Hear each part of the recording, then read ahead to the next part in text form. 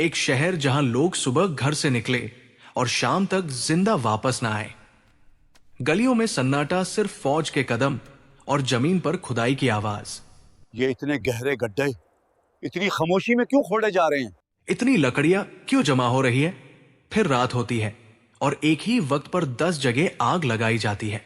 शोले आसमान को छूने लगे, धुआं शहर को निगलने लगा और तब बादशाह की आवाज गूंजती है, जो अल्लाह को रब कहता है उसे उन खाइयों में फेंक दो। मां बच्चे को सीने से लगाती है। बुजुर्ग तस्बीह टूटे होठों से करने लगते हैं। जवान लोगों की आंखों में आंसू, लेकिन सर ऊंचा, और कुरान का एक लफ्ज हलक कर दिए गए आग की खाई वाले। सवाल सिर्फ ये है, ये लोग कौन थे और अल्लाह ने इनका इंतकाम कैसे लिया? इसका जवाब रसूलुल्लाह सल्लल्लाहु अलैहि वसल्लम ने दिया, जो तफसीर इब्ने कसीर में आया है।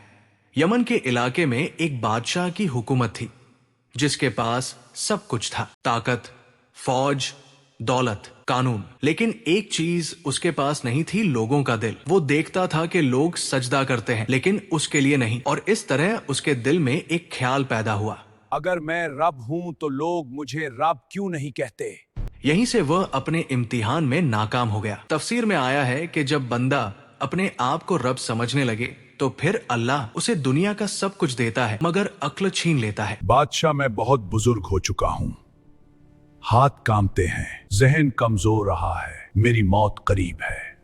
महाराजा, ये आपके राज्य के लिए अत्यंत महत्वपूर्ण है, तो फिर इसमें मैं क्या कर सकता हूँ? मेरी शक्तियों पर विश्वास करें महाराजा। मुझे एक नौजवान लड़का चाहिए ताकि मैं अपना इल्म उसे सिखा दूं, वरना मेरे बाद तेरा जादू खत्म हो जाएगा। ये लफ्ज सुनकर बादशाह का चेहरा सख्त हो जाता है। बादशाह हुक्म देता है, शहर के बच्चों में से सबसे तेज, सबसे होशियार लड़का ढूंढो। फौज गलियों में फैल जाती है। बच्चों को बुलाया जाता है, सवालात होते हैं, अक्ल चेक होती है, और फिर उन्हें मिलता है एक लड़का। ना कोई नाम, ना कोई शोहरत। ये वही लड़का था जो कल तक आम शहरी था और आज बादशाह के जादूगर का शागिर्द बन गया था। वो लड़का रोज सुबह जादूगर के पास जाता और शाम को घर वापस चला जाता। लेकिन किस्मत यही एक नया मोड़ लेती है। एक दिन लड़का रास्ते में गुजरता है और देखता है एक बुजुर्ग जो लोगों से छुपकर बात कर रहा था। ना जादू, ना ताकत, रब सिर्फ अल्लाह है, वही इस कायनात का निजाम चला रहा है।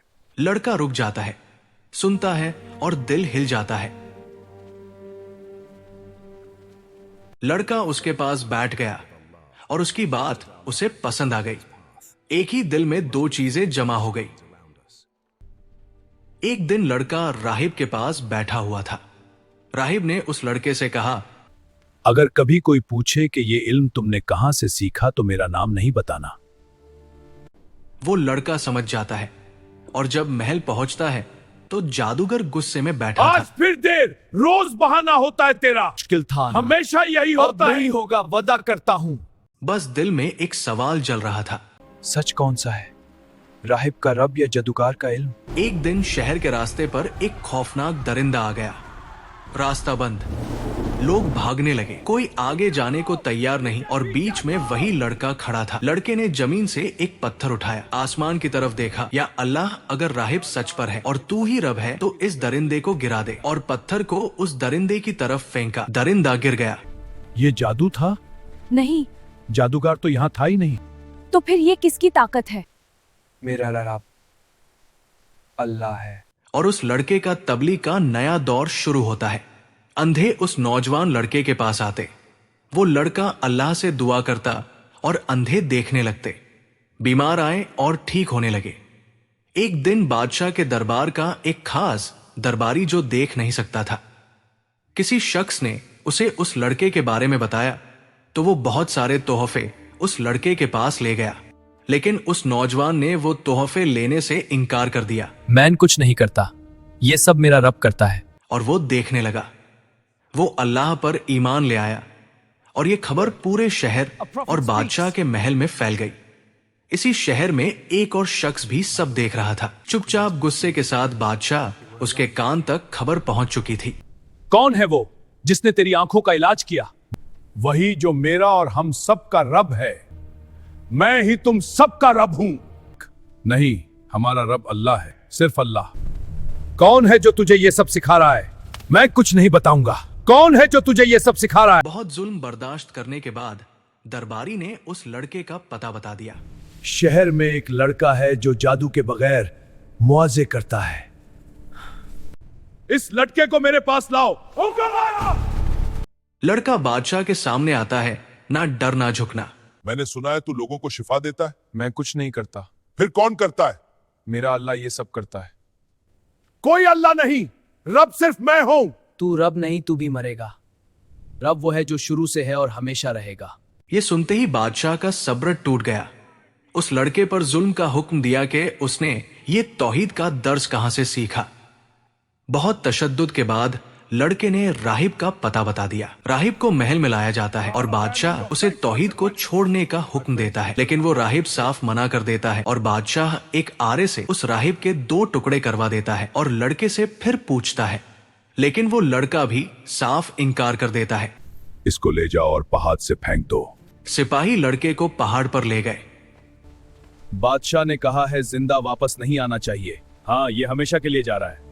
आखिर वो पहाड़ की चोटी पर पहुंच जाते हैं। पहाड़ पर लड़के ने दुआ की, या अल्लाह तू काफी है, और उसी लम्हे जमीन हिल जाती है। पहाड़ का दामन फिसलता है। एक के बाद एक सिपाही चीखते हुए गिर जाते हैं। सिर्फ लड़का खड़ा होता है, जिंदा, अकेला, बिल्कुल ठीक। दरबार के दरवाजे खुलते हैं। वही लड़का फिर से अंदर आता है। तू बच गया, इसे ले जाओ और समंदर में डुबो दो। लड़के ने फिर दुआ की, लहरें उठीं, कश्ती उल्टी, सिपाही डूब गए और लड़का फिर से जिंदा वापस। बादशाह ने समझ लिया ये लड़का आम नहीं है, और लड़के ने बादशाह को देखा। तू मुझे नहीं मार सकता जब तक सबके सामने ये पढ़कर तीर ना चला दे, इस लड़के के रब अल्लाह के नाम से। बादशाह ने वही किया।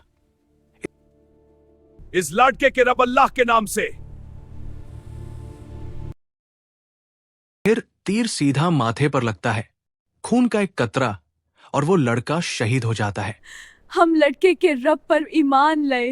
फिर एक आवाज, हम लड़के के रब पर ईमान लाए। ईमान ले। बादशाह का चेहरा सफेद। सब कुछ जला दूंगा। जमीन खोदो और उन्हें आग से भर दो।